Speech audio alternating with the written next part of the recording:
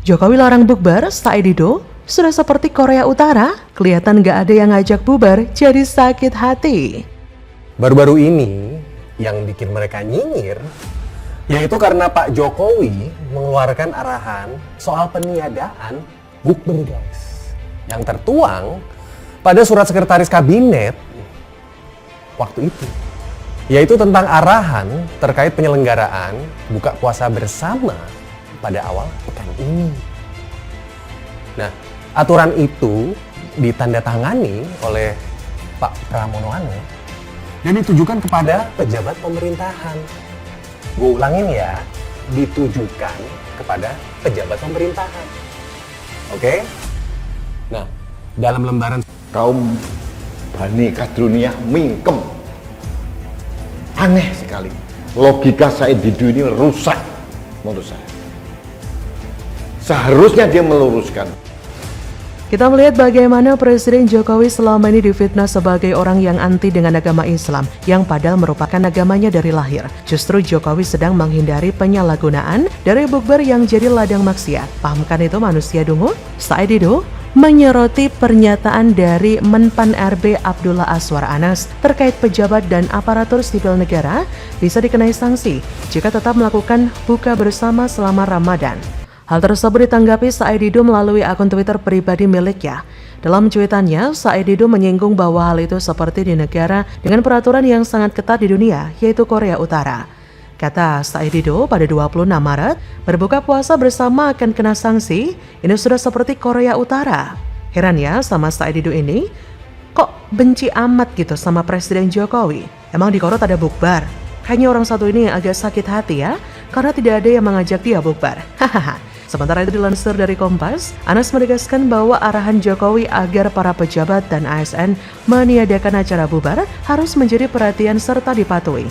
Sebab kata Anas, ASN berkewajiban untuk melaksanakan kebijakan yang diterapkan oleh pejabat pemerintah yang berwenang sesuai PP nomor 94 tahun 2021 tentang disiplin pegawai negeri sipil. Ia berkata, tentu bila tetap ada ASN yang buka bersama di lingkungan pemerintahan bisa dilihat sejauh mana pelanggarannya. Sudah diatur apakah masuk kategori ringan, sedang, atau berat. Dan jenis hukumannya juga sudah ada, mulai lisan, tertulis, dan sebagainya. Tentu nanti inspektorat di masing-masing instansi yang akan mengkaji. Anas mengatakan buka bersama selama ini memang bisa memperkuat silaturahmi. Namun menurutnya, memperkuat silaturahmi di lingkungan kantor pemerintah tak harus lewat bubar. Ada banyak cara lain seperti tetap saling komunikasi di grup WA. Bahkan koordinasi pekerjaan bahkan antar kementerian lembaga Pemda juga bagian dari upaya memperkuat silaturahmi. Anas menyarankan bila ada dana gotong royong yang digalangkan ASN untuk buka bersama di lingkungan instansi pemerintah bisa disalurkan ke panti asuhan dengan perwakilan ASN yang datang. Kata Azwar Anas, saya kira itu juga bagus kok untuk memupuk kebersamaan sekaligus solidaritas sosial.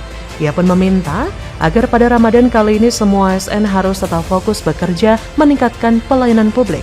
Heran ya sama Said Didu, kini amat benci sama Jokowi. Kalimat di atas dibuka dengan justru Presiden Jokowi sedang menyucikan bulan Ramadan dengan cara melarang acara buka bersama yang menjadi momen korupsi besar-besaran. Bahkan baru ketahuan ya ketika arahan itu muncul, banyak banget yang terbongkar. Sudah menganggarkan acara buka bersama beberapa kali yang nilainya mencapai miliaran. Gila, buka bersama kok sampai miliaran. Presiden Jokowi justru sedang mengembalikan esensi puasa dan buka puasa dengan cara yang sangat halus dan mereformasi segala pandangan yang selama ini menganut asal Bapak senang. Nggak ngerti ya saya? Acara buka bersama menghabiskan anggaran miliaran, padahal di tempat mereka mungkin masih ada orang-orang miskin yang membutuhkan makanan sehari bahkan satu kali saja. Kenapa mereka malah menganggarkan biaya miliaran untuk internal mereka? Melakukan buka bersama di restoran mahal atau di tempat yang bergengsi. Makanya Presiden Jokowi cerdas dalam memberikan arahan yang secara tampilan luar sangat kontroversial tapi tampilan dalamnya dan motifnya luar biasa. Semoga saja Presiden Jokowi diberikan umur yang panjang karena beliau bukan orang yang mementingkan diri sendiri namun mementingkan rakyat, juga mengutamakan kesalehan dalam beragama. Gerakan catur Jokowi ini sangat mantap karena kelihatannya memang dia bisa mengecoh musuh untuk bertindak dengan kreatif karena gerakannya. Padahal, gerakan simpel Presiden Jokowi ini adalah gerakan yang sangat mematikan. Jadi, bagaimana menurut Anda? Capres ilegal tak berkutik, ngotot curi start kampanye di masjid, Anies diskakmat Habib Jindan, hanya orang yang tak waras yang gunakan masjid untuk kampanye politik. Orang kalau ke masjid mau ngapain? Mau beli telur? Mau beli minyak? Atau mau kampanye di masjid? Enggak ada orang kampanye di masjid. Orang waras enggak kampanye di masjid. Yang kampanye di masjid orang yang enggak waras. Nah, orang waras yang punya akal atau punya malu, minimal punya malu, enggak punya ilmu, enggak apa-apa, tapi punya malu, enggak kampanye di masjid. Tuh, orang ke masjid enggak ada buat kampanye. Tapi yang jelas ini sudah terjadi lagi dan akan dilakukan lagi oleh Anies Baswedan karena Anies Baswedan mempunyai success story. Pada waktu itu politik identitas berbasis agama menyeruak kemana-mana, ke masjid-masjid, sampai setiap masjid. Nah, kalau ada orang kampanye di masjid bagaimana? Mau kita bilang apa? Mudah-mudahan nggak jadi gitu. Soalnya kenapa? Ini bawa sial, gara-gara belum jadi aja udah menodai masjid. Gimana kalau dijadi?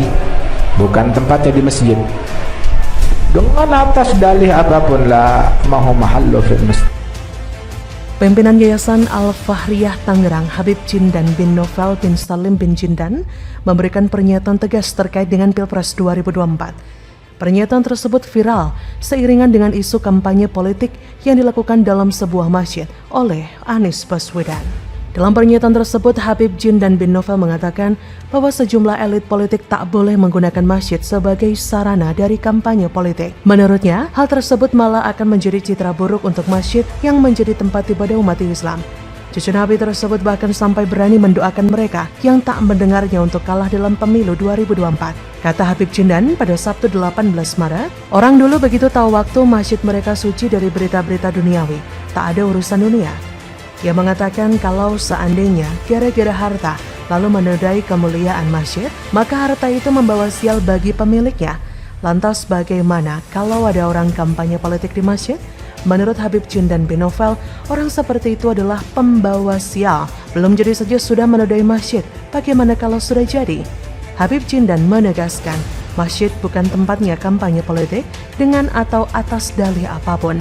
Bahkan dalam satu kesempatan, Habib Jindan juga mengungkapkan bahwa tak ada orang waras yang berkampanye di masjid. Orang yang waras dan minimal punya malu tidak akan berkampanye di masjid. Pernyataan Habib Jindan tersebut langsung menampar muka Anies yang belakangan begitu gencar menggunakan masjid untuk berkampanye di Aceh, di Medan, dan terakhir di Masjid Al-Akbar Surabaya. Sebelumnya, Dewan Masjid Indonesia atau DMI telah mengeluarkan surat edaran. Salah satu isinya, masjid, musola, atau tempat ibadah harus steril dari kegiatan kampanye politik praktis. Seruan itu dikeluarkan seiring menghadapi pemilu 2024. Selain itu, dalam surat edaran yang ditandatangani Ketua DMI Yusuf Kala juga menyerukan agar kegiatan Gemar Ramadan dimaksimalkan untuk membangun kedamaian dan ketakwaan. Bukan hanya itu saja, anggota Bawaslu Loli Suhanti menegaskan peserta pemilu dilarang berkampanye di tempat ibadah sebagaimana amanat pasal 280 Undang-Undang Pemilu. Dalam lampiran penjelasan pasal tersebut, huruf H Undang-Undang Pemilu, peserta pemilu hanya boleh menggunakan tempat ibadah ketika diundang oleh pihak penanggung jawab tempat ibadah dan tidak memakai atribut kampanye pemilu. Ia juga sangat mendukung langkah Kementerian Agama yang menyatakan masjid tak boleh menjadi tempat ajang kampanye. Bahkan di Bawaslu pun Loli mengungkapkan semangat larangan kampanye di tempat ibadah tidak didefinisikan hanya masjid, namun musola, surau, kelenteng, pura, gereja juga tidak boleh dijadikan arena kampanye. Loli menilai masjid merupakan tempat tumbuh kembang peradaban Islam, serta tempat untuk melakukan pendidikan. Ia pun meyakini masjid akan menjadi garda terdepan untuk menjaga kerukunan umat, termasuk dalam konteks pemilu. Tapi beda jauh dengan Anies, ia seperti tak pernah menghiraukan himbauan dan malah seperti menantang orang-orang yang menasihatinya dan memberinya peringatan. Kelakuan busuk yang penuh dengan lara kemunafikan kerap berkilah bahwa dirinya dizolimi dengan tudingan curi start. Anies merasa dizolimi tapi sesuka dengkulnya melanggar aturan. Berbagai pelanggaran kampanye dilakukan Anies dengan terang benderang, sebenderang 1000 matahari yang bersinar. Itulah kelicikan orang yang gak waras yang menggunakan masjid untuk kampanye politik yang menurut mereka suci, tapi aslinya najis dan sulit dibersihkan. Bagaimana menurut